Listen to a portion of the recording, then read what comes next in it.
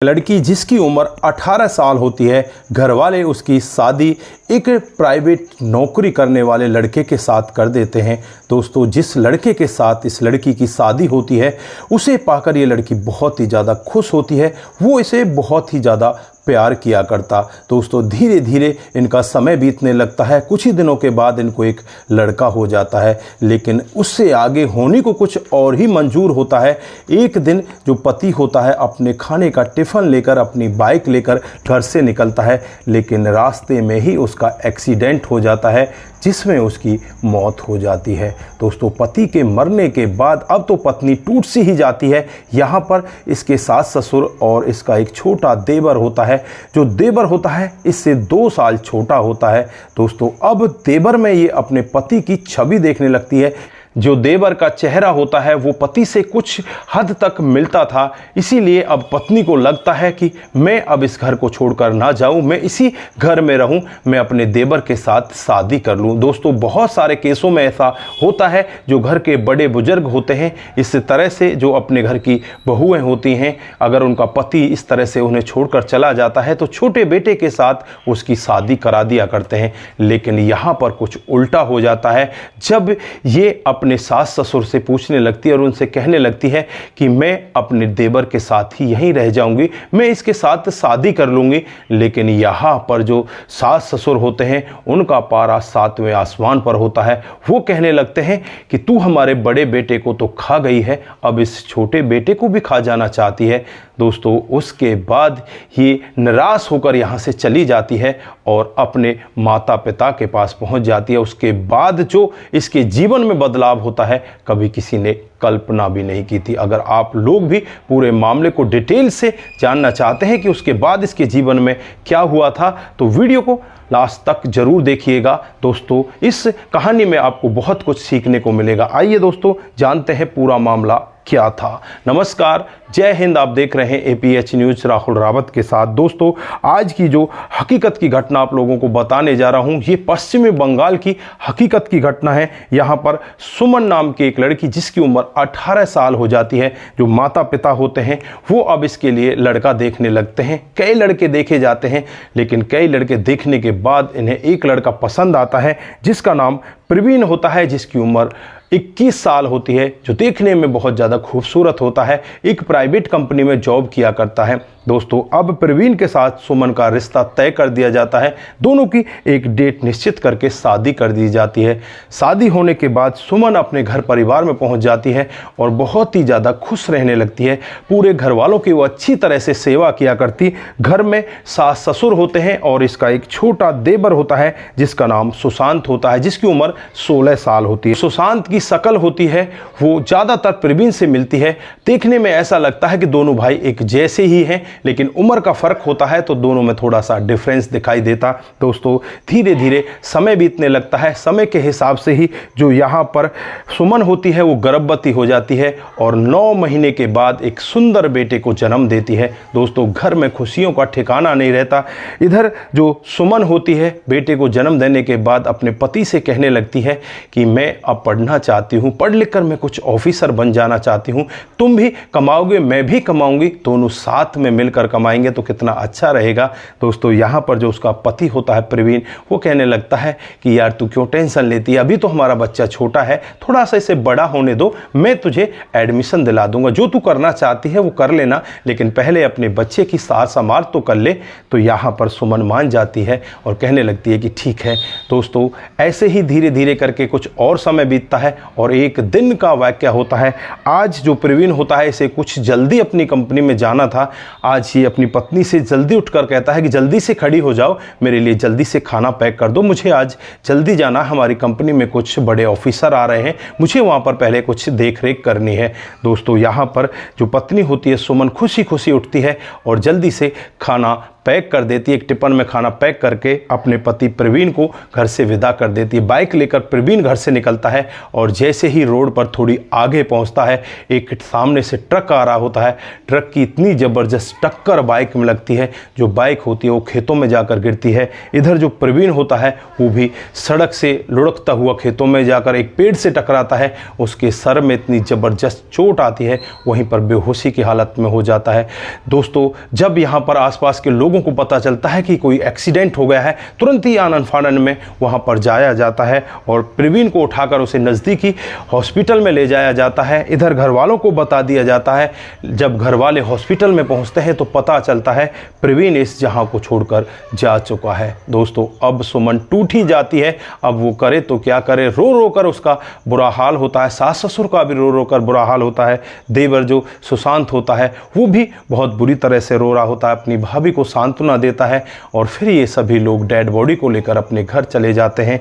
प्रवीण की अंतिम क्रियाक्रम की तैयारी की जाती है और उसे अग्नि के सुपुर्द कर दिया जाता है। दोस्तों, जैसे ही 13वीं होती है, 14वीं को जो सुमन का परिवार होता है वो यहाँ पर आ जाता है और सुमन से कहने लगता है कि बेटा अब तुम हमारे साथ में चलो और हमारे साथ ही रहना, वहीं से हम तुम्हारे लिए कोई दूसरा रिश्ता देखेंगे, वहाँ पर तुम्हारी शादी कर देंगे। लेकिन यहाँ पर सुमन कहती है कि मैं इस परिवार को छोड़कर नहीं जाना चाहती, मेरी पति की यादें यहाँ पर बसी हुई हैं, मैं अपने पति की यादों के सहारे यहीं पर रहना चाहती हूँ। दोस्तों, घर वाले भी करें तो क्या करें, वो कुछ नहीं कह पाते और वहाँ से सीधे अपने घर चले जाते हैं। दोस्तों, कुछ ही दिनों का समय और बीतता है कि जो उसका देवर सुशांत है उसमें उसके पति की छवि उसे दिखाई देने लगती है, क्योंकि शक्ल उससे मिलती जुलती थी। जब भी एक टक होकर उसे वो देखा करती तो उसे ऐसा लगता जैसे उसका पति प्रवीण उसके सामने आ गया है। दोस्तों, अब तो उसका मन यहाँ पर ऐसा करने लगता है कि अब मैं सुशांत के साथ शादी करूँ और इसी के साथ में रहूँ।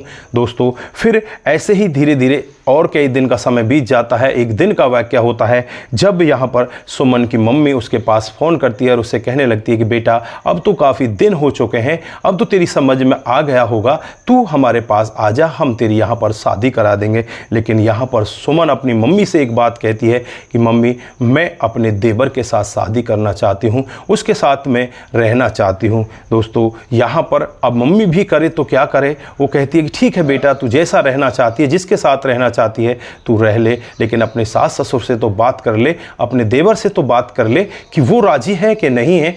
दोस्तों, अब यहाँ पर सुमन अपने सास ससुर के पास पहुँच जाती है और उनसे कहने लगती है कि मैं आपके छोटे बेटे सुशांत के साथ शादी करना चाहती हूँ, इसके साथ रहना चाहती हूँ। दोस्तों, यहाँ पर जो सुशांत के माता पिता होते हैं उनका गुस्सा सातवें आसमान पर होता है। वो कहने लगते हैं कि तेरा दिमाग खराब हो गया है, तू हमारे बड़े बेटे को तो खा चुकी है, अब इस छोटे बेटे को भी खा जाना चाहती है, हम तुझसे शादी नहीं कर सकते, तू यहाँ से निकल जा, नहीं तो तुझे धक्का मार कर यहाँ से निकाल दिया जाएगा। दोस्तों, अब यहाँ पर सुमन एकदम से टूट सी ही जाती है, क्योंकि सास ससुर का ऐसा रवैया देखकर उसे बहुत ही ज़्यादा बुरा लगता है। अपने पति को याद कर करके रोने लगती है, उसकी तस्वीर अपने हाथ में लेती है, अपने सीने से लगाकर पूरी रात भर रोती रहती है। जैसे ही अगली सुबह होती है, सुमन अपने माता पिता के पास फ़ोन करती है और कहती है कि मुझे यहाँ से आप लोग ले जाइए, ये लोग मेरी शादी सुशांत के साथ नहीं कराना चाहते। दोस्तों, माता पिता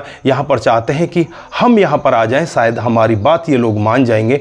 तो यहाँ पर माता पिता दोनों के दोनों सीधे सुमन के घर पर पहुँच जाते हैं और वहाँ आकर जो सुमन के सास ससुर होते हैं उनके सामने हाथ जोड़ने लगते हैं और कहने लगते हैं कि देखो, हमारी बेटी के जीवन को बिगड़ने में तो कोई कसर नहीं रही है, अगर आप चाहो तो हमारी बेटी के जीवन को सुधार सकते हो, आपके छोटे बेटे के साथ हमारी बेटी की शादी करवा दो। दोस्तों, यहाँ पर जो सुमन के सास ससुर होते हैं उनका गुस्सा फिर से सातवें आसमान पर होता है। वो कहने लगते हैं कि तुम्हें नहीं पता कि तुम्हारी बेटी ने हमारे बेटे को खा लिया है, अब इस दूसरे बेटे को भी हम नहीं खाने दे सकते, हम इसको नहीं मरने दे सकते।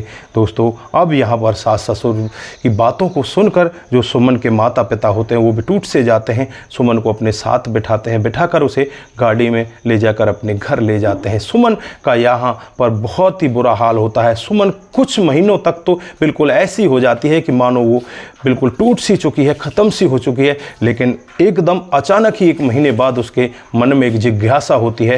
वो अपने माता पिता से कहने लगती है कि माँ बाबूजी, मैं पढ़ना चाहती हूँ, पढ़ लिख कर कुछ बनना चाहती हूँ। तो माँ बाबूजी भी कहते हैं कि हाँ बेटा, तू पढ़ लिख लेगी तो ठीक रहेगा, क्योंकि अब तेरा मन इधर उधर तो लगता नहीं, तेरा छोटा सा बच्चा है, इसकी तो हम सार संभाल करते रहेंगे, लेकिन तू पढ़ लिख जा और पढ़ लिख कर कुछ बन जा। दोस्तों, उसके बाद सुमन यहाँ पर इतनी ज़्यादा मेहनत करती, इतनी पढ़ाई करती है, ना तो दिन को दिन देखती, ना रात को रात देखती। लगातार मेहनत करने के बाद लगभग 1.5 साल उसे मेहनत करते करते हो जाता है और 1.5 साल बाद वो IAS ऑफिसर बन जाती है। दोस्तों, जब माता पिता को पता चलता है कि वो IAS ऑफिसर बन चुकी है तो माता पिता की खुशी का ठिकाना नहीं होता। अब माता पिता अपनी बेटी से कहने लगते हैं कि बेटी, तू IAS ऑफिसर बन चुकी है, अब तो तू शादी कर ले, कोई अपनी पसंद का लड़का देख ले। तो यहाँ पर जो सुमन होती है वो कहने लगती है, मैंने अपने पति के सिवा किसी को नहीं चाहा, अगर किसी और को चाहा है तो उसके छोटे भाई को चाहा है, क्योंकि उसकी छवि मुझे उसमें दिखाई देती है। अगर मैं शादी करूंगी तो उसके साथ करूंगी, नहीं तो मैं शादी करूंगी ही नहीं। अब माता पिता उससे कहने लगते हैं कि बेटा, तू बेकार की बातें करती है, वो भला तुझसे शादी क्यों करेंगे, वो नहीं चाहते कि तुझसे शादी हो। दोस्तों, समय इसी तरह से बीतने लगता है और जो सुमन होती है उसकी उसी ज़िले में पोस्टिंग हो जाती है।